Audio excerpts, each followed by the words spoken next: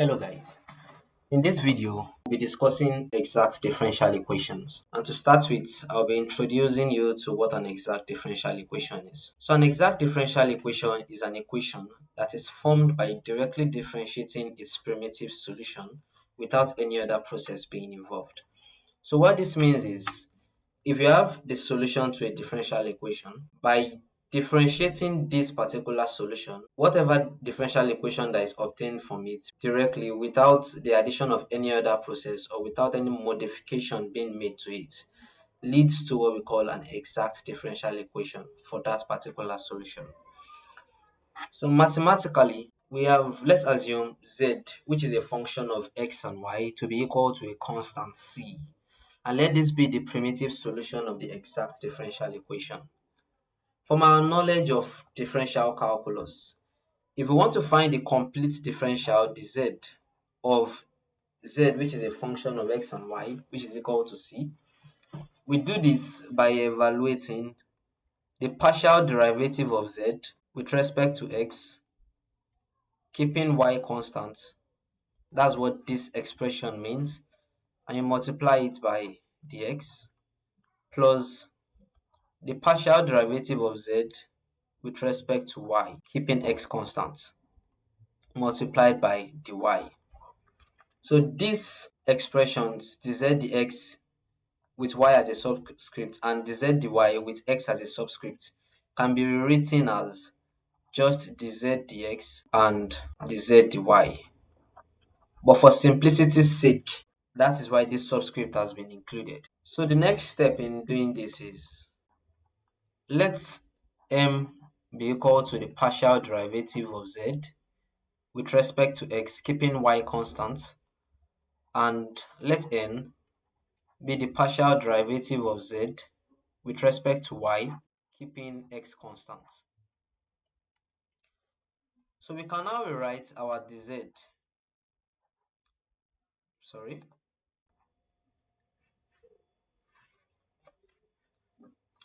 and since we're finding the complete differential, and recall that we said z is equal to a function in x and y, which is equal to c. So we've differentiated this, which is what we obtained here as m dx plus n dy. On differentiating a constant with respect to x or with respect to anything, we have that to be equal to 0 from our knowledge of differential calculus. So this is an exact differential equation because we've differentiated the primitive solution to obtain this equation that we have here. Now we need to get the conditions for a differential equation to be exact, because it's not just enough for a differential equation to exist. We have to know the method of solution. And if it's an exact differential equation, we'll be able to know by doing this. So let's follow through this analysis. So now we know that our m is equal to dz dx, and we keep y constant. So let's evaluate the partial derivative of m with respect to y, keeping x constant. So we are going to be having this as d dy of m. And by doing this, we have d dy of dz dx. Yes, we have this to be d squared z dx dy.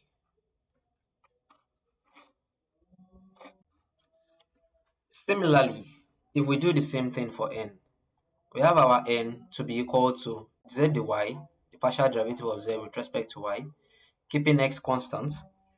So we can evaluate the partial derivative of n with respect to x, keeping y constant. So we have this to be equal to d dx of n, and this becomes d dx of dz dy. Therefore, we have the n dx now to be equal to d squared z dx dy. Let's also recall that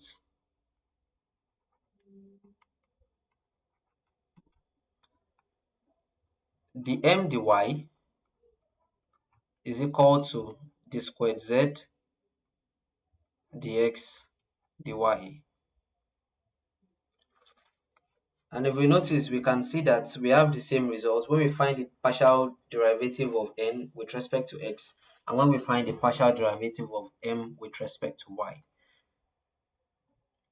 Therefore, the differential equation m dx plus n dy is equal to 0 is said to be an exact differential equation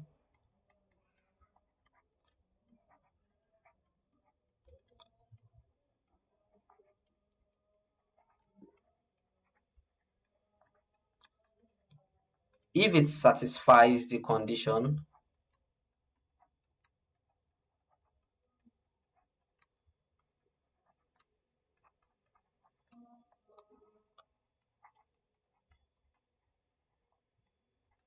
that the m dy is equal to the n dx. And note, these are partial derivatives. This is the condition for an equation to be an exact differential equation. The partial derivatives of m with respect to y must be equal to the partial derivative of n with respect to x. And it's also important to note that the m dy and the n dx could also be rewritten in some other text as the m dy with x as a subscript. The same thing goes for the n dx.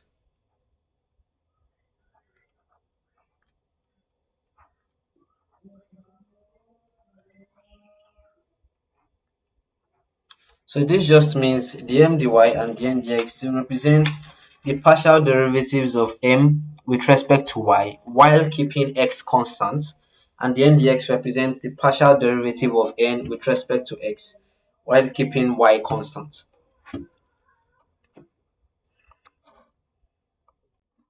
Now let's look at the method of solution of an exact differential equation. So we look at the method of solution.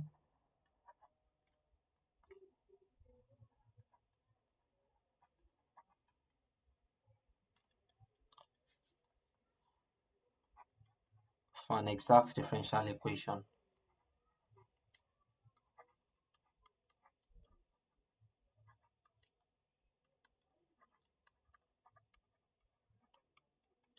So just as we always do, we are going to be outlining this method of solutions in steps. So the first step in solving an exact differential equation is to confirm that it is an exact differential equation.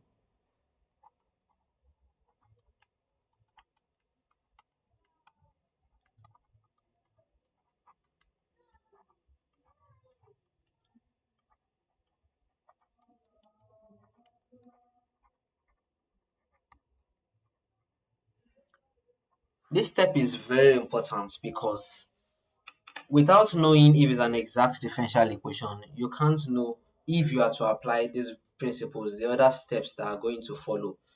Differential equations come in various forms, so it's also important for us to know the type of differential equation we are dealing with. You can use the method of solving an exact differential equation to solve, say for example, an homogeneous differential equation. You can use the one for a homogeneous differential equation to solve, for example, Bernoulli equation.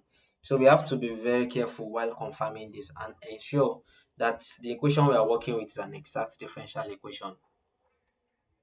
So the second step in solving an exact differential equation is to integrate m with respect to x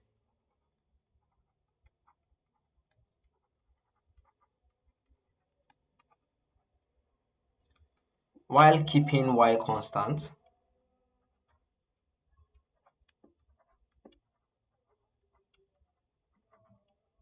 So this step is pretty much straightforward. Differential equation is going to come in the form of m dx plus n dy. So the part of the differential equation that represents m, all we have to do is we integrate it with respect to x while making y a constant. So that's what this step is trying to tell us. So the next step is to integrate with respect to y. The terms in n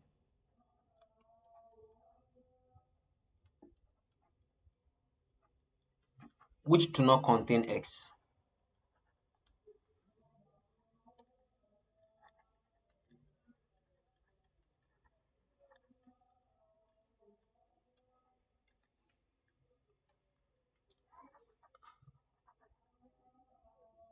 Now, what this means is, if you have an exact differential equation, when you look at the part that represents n, it's a mix of terms in x, terms in y, and it could be a combination of both of them.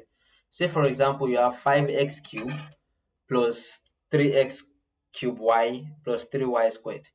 In this now, the first term of that expression contains just a term in x, 5x cubed.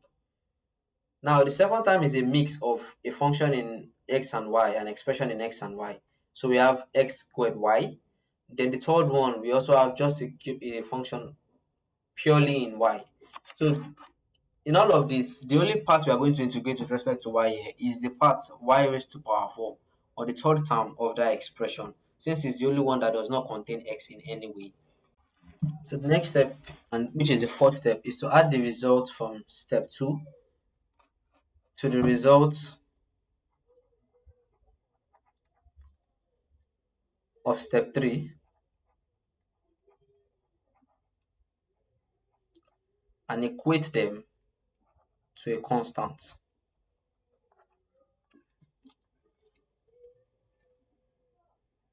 The final step is kind of optional, and you don't have to do that if you are sure of your solution. But the final step is to perform a check on your solution.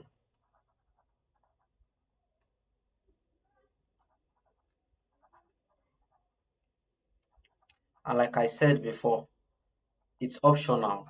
It's not something you have to do, especially if you are sure. But if you are not sure of yourself, then it's best to just perform a check. And we are going to see how to do that in a part of the examples that we are going to be solving. So at this point, we've been able to successfully talk about exact differential equations, starting from the definition of exact differential equations to getting the conditions for an equation to be an exact differential equation. Based on the conditions, the m dy must be equal to the n dx. And we've shown how that came about. And we also discussed the method of solution for an exact differential equation. In the next video, we are going to be taking at least two examples on exact differential equations to consolidate what we know already. So I'm looking forward to having you guys there. Thank you very much for watching this video.